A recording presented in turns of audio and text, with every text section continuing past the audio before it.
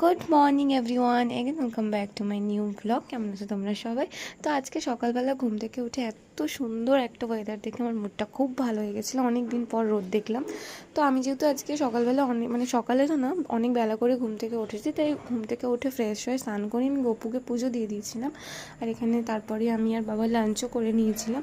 আর আজকে যেহেতু অনেক দিন পর ওয়েদারটা সুন্দর ছিল, তো তাই আমি আর শুভ ভাবলাম যে আজকে একটু ঘুরে আসি। তো আমরা গেছিলাম অজয় নদীতে। আমাদের বাড়ি থেকে বেশ কিছুটা দূরেই অজয় নদী আছে, মানে চিত্তরঞ্জনে। তো যেতে যেতে যাওয়ার পথে আমি একটা প্যান্ডেলও দেখলাম।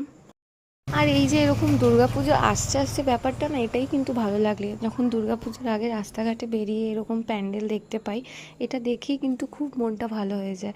দুর্গাপুজো চলে এলে তো তখন দুর্গাপুজো যাওয়ার আমরা দিন গুনতে থাকি, কিন্তু আসার আগের যেই অপেক্ষাটা, এটার জন্যই আমরা সারা বছর অপেক্ষা করে থাকি। যাই হোক, কথা বলতে বলতে তো আমরা পৌঁছে গেলাম চিত্তরঞ্জনে। আর এই যে আরও একটা প্যান্ডেল দেখে নিলাম। তো অলমোস্ট আমরা পৌঁছেই গেছি। আর হ্যাঁ, এটা হলো আমাদের চিত্তরঞ্জন। চিত্তরঞ্জনে গেলে কিন্তু এমনি মুড ভালো হয়ে যায়। এখানের রাস্তা এত সুন্দর আর চারিদিকে এত গাছপালা, এখানে এলে তোমাদের মন, মানে সবার মন এমনি ভালো হয়ে যাবে। তো যাই হোক, গল্প করতে করতে তো আমরা পৌঁছে গেলাম অজয় নদীতে। আর ওখানে গিয়ে তো আমি দেখলাম অজয় নদীতে প্রচণ্ড জল।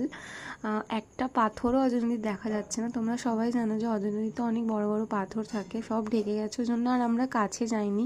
অন্য টাইমে গেলে আমরা পাথরে গিয়ে বসি।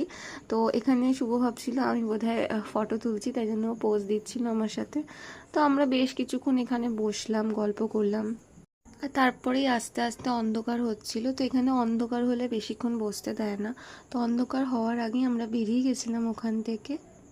আর ওখান থেকে বেরিয়ে আমরা চলে গেছিলাম একটু ফুচকার দোকানে ফুচকা খেতে। তো এখানে একটু ফুচকা খেয়ে নিয়েছিলাম। আর খাওয়ার পরে দুই মায়ের জন্য নিয়ে নিয়েছিলাম একটু চাট। তারপরে আমরা চলে যাচ্ছিলাম বাইরের দিকে। আর এখানে তোমরা দেখতে পাচ্ছ রাস্তাটা বন্ধ করলি, সামনে কি আছে কিছু দেখা যাচ্ছে না, লাইটটা জ্বালা শুভ ইচ্ছা করে স্কুটির লাইটটা বারবার অফ করে দিচ্ছিল। সামনে থেকে সামনের লোকগুলোকে দেখতে পাচ্ছি। তো যাই হোক, এখান থেকে তারপরে আমরা যাচ্ছিলাম। তো এইটা দেখতে পাচ্ছ, এটা চিত্তরঞ্জনের একটা খুব সুন্দর পার্ক। এখানে যে ইঞ্জিনটা রয়েছে ওটা খুব সুন্দর করে লাইট দিয়ে রাত হলেই সাজিয়ে রাখে। তারপরে যাওয়ার সময় দেখলাম যে এখনও হাটটা বসে আছে। এখানে আমাদের এখানে শুক্রবার আর সোমবার করে একটা হাট বসে। তো তারপরে আমরা চলে গেছিলাম একটু চপের দোকানে, চপ নেবো বলে।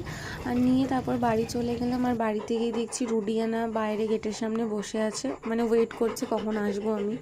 তো তারপরেই বাড়িতে গেলাম। আর বাড়িতে গিয়ে দেখলাম যে মা চা বানিয়ে রেখেছিল, তো একসাথে দুজনে বসে চা খেলাম। আর তোমরা সাইড থেকে যে আওয়াজটা পাচ্ছ ওটা রুডি। আর